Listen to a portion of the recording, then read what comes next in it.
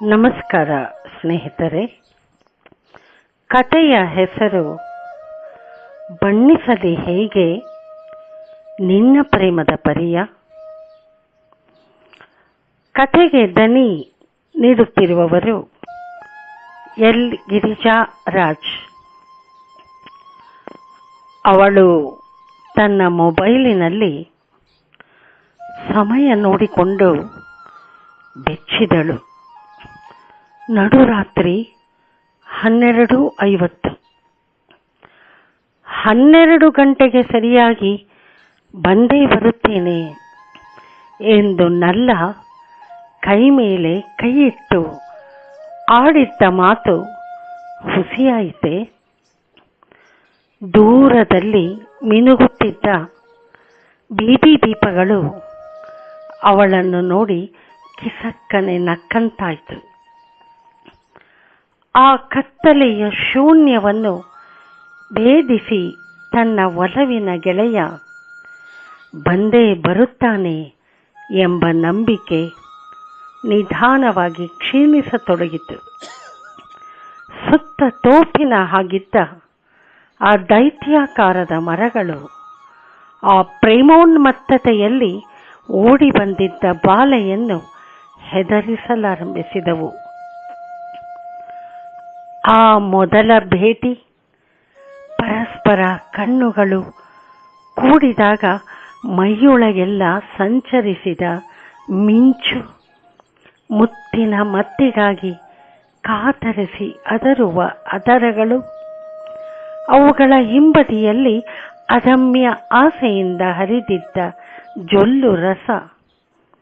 ಮೊದಲ ಸಲ ಅವನು ಕೈ ಹಿಡಿದಾಗ ಆ ಬಿಗಿಯಲ್ಲಿದ್ದ ಬಿಸುಪು, ಬೆಚ್ಚನೆಯ ಭರವಸೆ, ಪ್ರೀತಿಯ ಆ ಮೊದಲ ಮಧುರ ಮಜಲುಗಳ ಅವು ನೆನಪಿಗೆ ಬರಲೇ ಇಲ್ಲ.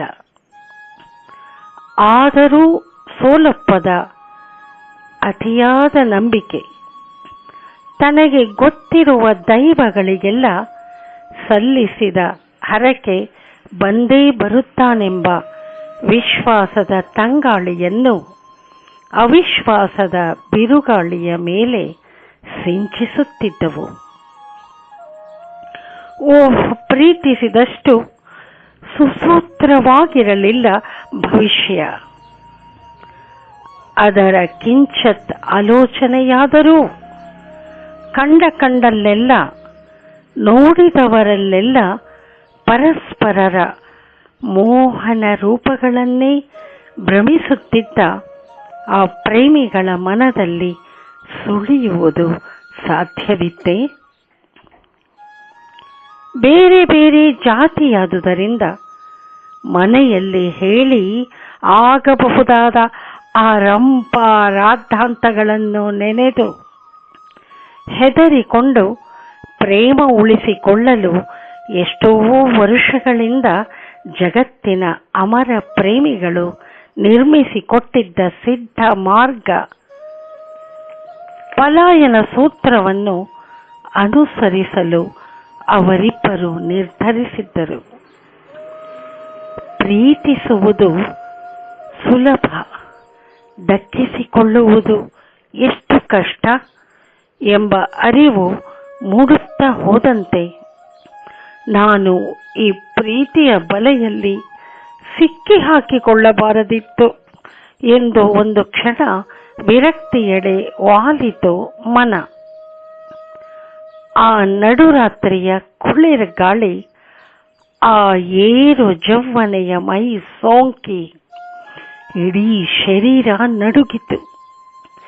ದೂರದಿಂದ ಯಾರೋ ಬರುತ್ತಿರುವುದು ಕಂಡು ಹೆದರಿ ಬಿಳುಪೇರಿದ್ದ ಮುಖಕ್ಕೆ ರಂಗು ತುಂಬಿಕೊಂಡಿತು. ಬರಲಾರದೆ ಇರನೆನ್ನ ಇನಿಯನೆಂಬ ಹೃದಯದ ನಂಬಿಕೆ ಹುಸಿಯಾಗಲಿಲ್ಲ ಎಂದು ಓಡಿ ಹೋಗಲು ಸನ್ನದ್ಧವಾಗಿದ್ದ ಕಾಲುಗಳು ಈಗೇನೋ ನಾಟ್ಯವಾಡಲು ನಾವು ಸೈ ಎಂಬಷ್ಟು ಹುರುಪೇರಿದವು. ಆದರೆ ಬರುತ್ತಿದ್ದವರು ಇಬ್ಬರು. ಅವರೋ ಮೈ ಮೇಲೆ ಜ್ಞಾನವಿಲ್ಲದವರಂತೆ ಓಲಾಡಿಕೊಂಡು ಬರುತ್ತಿದ್ದರು. ಅವಳ ಮನದ ಉತ್ಸಾಹ ಜರ್ರನೆ ಇಳಿದು ಹೋಯಿತು. ಕಾಲ್ಗಳು ಮರಗಟ್ಟಿದವು. ಅವರು ಕುಡುಕರು. ತಮ್ಮೆಣಿಕೆಯಂತೆ ನಡೆಯದೆ ಇನ್ನೇನೋ ನಡೆಯುತ್ತಿದೆಯಲ್ಲಪ್ಪ ಎಂದು ಹೆದರಿ ಮರದ ಹಿಂದೆ ಅವಳು ಮರೆಯಾದಳು.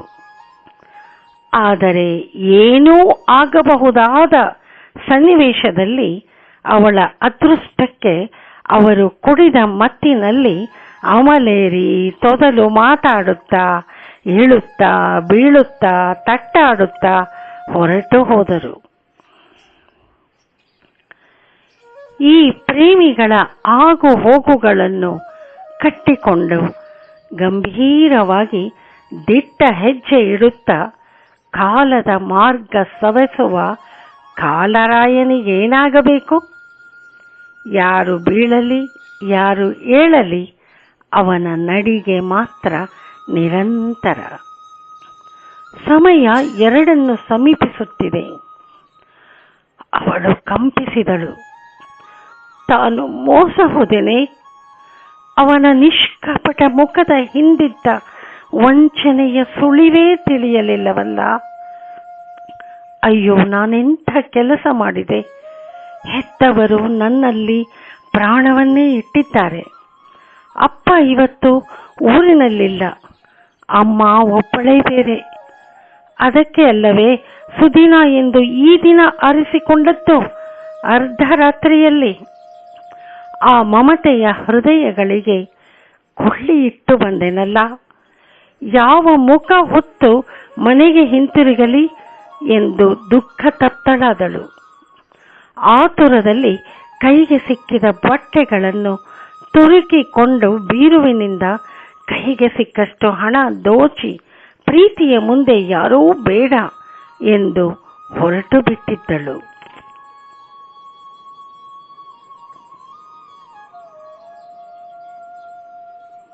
ಈ ಪ್ರೀತಿಯ ಮರ್ಮವನ್ನು ಕಂಡುಹಿಡಿದವರಾರು?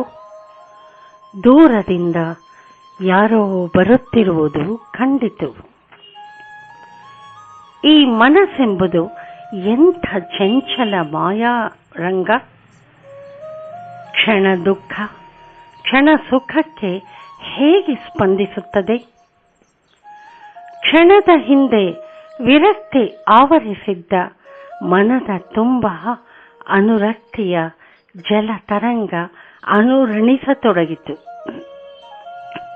ಕಣ್ಣೀರ ತೆರೆಗೆ ಮುಸುಗಿ ಅಸ್ಪಷ್ಟವಾಗಿ ಕಂಡಿತು. ಆದರೂ ಈ ಬಾರಿ ಉದ್ವೇಗ ಏರದಂತೆ ಮನಸ್ಸು ಬಿಗಿ ಹಿಡಿದು ಆಗುವುದಕ್ಕೆಲ್ಲ ತಯಾರಾದಳು. ಆಗಲೇ ಬೇಕಿತ್ತು. ಕಾಲುಗಳು ತಕ ಪಕ ಕುಣಿಯಲಿಲ್ಲ, ಹುರುಪೇರಲಿಲ್ಲ. ಆಸೆಯ ಹಿಂದೆ ನಿರಾಸೆ ಇದ್ದೇ ಇರುತ್ತದೆ ಎಂಬುದು ಅವಕ್ಕೆ ಅನುಭವದ ಮಾತಾಗಿತ್ತು. ಸೆರಗಿನಿಂದ ಕಣ್ಣೀರನ್ನು ಒರೆಸಿಕೊಂಡು ನೋಡಿದಳು. ಮತ್ತೊಮ್ಮೆ ಮಗದೊಮ್ಮೆ ನೋಡಿದಳು. ಅವನಲ್ಲ, ಅವಳು. ಹತ್ತಿರ ಬಂದಂತೆ ಆ ಮಮತೆಯ ಮೂರ್ತಿ ಅಳುತ್ತಿದ್ದ ಕೂಸನ್ನು ಎದೆಗೊತ್ತಿ ಸಂತೈಸುವಂತೆ ಪ್ರೀತಿಸಿದವನಿಂದ ನಿರಾಶೆಗೊಳಗಾಗಿ ಅನಾಥೆಯಂತೆ ಅಳುತ್ತಾ ನಿಂತಿದ್ದ ತನ್ನ ಕರುಳ ಬಳ್ಳಿಯನ್ನು ಬರಸೆಳೆದು ಅಪ್ಪಿಕೊಂಡಿತು. ಅಮ್ಮನ ಮಹಾ ಅಪ್ಪುಗೆಯಲ್ಲಿ ದುಃಖವೆಲ್ಲ ನೀರಾಗಿ ಹರಿಯಿತು. ತನ್ನೊಳಗಿನಿಂದಲೇ ದೇಹಾತ್ಮ ಪಡೆದುಕೊಂಡು ಮೈ ತಳೆದ ಮಗಳನ್ನು ಮೈದಡವಿ ಸಂತೈಸತೊಡಗಿತು ಆ ಕರುಣೆಯ ಕರಗಳು. ಯಾರಿಗೆ ತಿಳಿಯದಿದ್ದರೇನು, ಇತ್ತೀಚೆಗೆ ಮಗಳ ಚರ್ಯೆಯಲ್ಲಿ ಆಗುತ್ತಿದ್ದ ಸೂಕ್ಷ್ಮ ಬದಲಾವಣೆಗಳನ್ನು ತಾಯಿಯ ಕಣ್ಣುಗಳು ಗಮನಿಸದೇ ಇರಲಿಲ್ಲ. ಇಂಥದೊಂದು ರಾತ್ರಿ ಬರಬಹುದೆಂದು ಎಚ್ಚರವಾಗಿದ್ದಳು ಆ ತಾಯಿ. ಆ ದಿನ ಮಗಳು ಹೋದಾಗ ನಿದ್ದೆ ಮೈಮರೆಸಿದರೂ ಜಲಬಾಧೆ ತೀರಿಸಿಕೊಳ್ಳಲು ಎದ್ದ ತಾಯಿ ಮತ್ತೆ ಮಲಗುವ ಮುನ್ನ ಮಗಳ ಕೋಣೆಗೆ ಇಣುಕಿದ್ದಳು. ಆ ಖಾಲಿ ಹಾಸಿಗೆಯ ಶೂನ್ಯತೆ ಆ ತಾಯಿ ಹೃದಯ ಇರಿದುದಷ್ಟೇ ಅಲ್ಲ, ಆಗಿರಬಹುದಾದ ಎಡವಟ್ಟನ್ನು ಸಂಕೇತಿಸಿತು. ಅಡ್ಡದಾರಿ ಹಿಡಿದ ಕರುವನ್ನು ಹುಡುಕುತ್ತಾ ಅಲೆಯುವ ತಾಯಿಯ ಹಸುವಿನಂತೆ ನಡುಗುವ ಹೃದಯ ಕೈಯಲ್ಲಿ ಹಿಡಿದು ಹುಡುಕುತ್ತಾ ಓಡಿ ಬಂದಿದ್ದಳು. ಮಗಳೇ, ಈ ಹೊತ್ತಿನಲ್ಲಿ ಇಲ್ಲಿ ಬಹಳ ಹೊತ್ತಿರುವುದು ಅಪಾಯ. ಪ್ರೀತಿಸುವುದು ತಪ್ಪಲ್ಲ, ಆದರೆ ಪ್ರೀತಿಯನ್ನು ಈ ರೀತಿ ದಕ್ಕಿಸಿಕೊಳ್ಳಲು ಹೊರಟಿದ್ದು ತಪ್ಪು ಮಗು. ಒಬ್ಬಳೇ ಮಗಳ ಪ್ರೀತಿಯನ್ನು ಹೊಸಕಿ ಹಾಕುವಷ್ಟು ಕಟುಕರಲ್ಲ ನಾವು. ಒಬ್ಬಳೇ ಮಗಳು ತೊರೆದು ಹೋದರೆ ನಾವು ಬದುಕಿರುತ್ತೇವೆಯೇ ಎಂದಳು ನೊಂದ ತಾಯಿ. ಅಮ್ಮ, ನನ್ನ ಮೋಸಕ್ಕೆ ಒಳಗಾದೆ ಅಮ್ಮ. ಅವನಿಷ್ಟು ನೀಚನೆಂದು ಗೊತ್ತಾಗಲೇ ಇಲ್ಲ ಎಂದು ಮತ್ತೆ ಬಿಕ್ಕಿದಳು. ತಾಯಿ ಮಗಳ ಮೈದಡವುತ್ತಾ, ಇಲ್ಲ ಮಗಳೇ, ಅಷ್ಟು ಬೇಗ ಇಂಥ ತೀರ್ಮಾನಕ್ಕೆ ಬರಬೇಡ. ಅವನಿಗೆ ಇಲ್ಲಿ ಬರುವುದಕ್ಕೆ ಆಗದಿರುವಂತೆ ಎಂಥ ಸಂದರ್ಭ ಬಂದಿದೆಯೋ ಏನೋ. ಅವನ ಪ್ರೀತಿ ಗಟ್ಟಿಯಾಗಿದ್ದರೆ ಬಂದೇ ಬರುತ್ತಾನೆ ಎಂದಾಗ ಮಗಳು, ಫೋನ್ ಮಾಡಿದರೂ ನನಗೆ ಪ್ರತಿಕ್ರಿಯೆ ಇಲ್ಲ, ತಪ್ಪಲ್ಲವೇ ಅದು ಅಮ್ಮ ಎಂದಳು. ಏನು ಬೇಕಾದರೂ ಆಗಬಹುದು, ಸುದ್ದಿ ತಿಳಿಸದಷ್ಟು ಏನೋ ತೊಂದರೆ ಆಗಿರಬಹುದು, ಬಾ ಮನೆಗೆ ಹೋಗೋಣ ಎಂದು ಮಗಳ ಮನದಲ್ಲಿ ಆಶೆಯ ಬಳ್ಳಿ ಚಿಗುರಿಸಿ ಮಗಳು ಸಿಕ್ಕ ಮಹದಾನಂದದಿಂದ ಕರೆದೊಯ್ದಳು.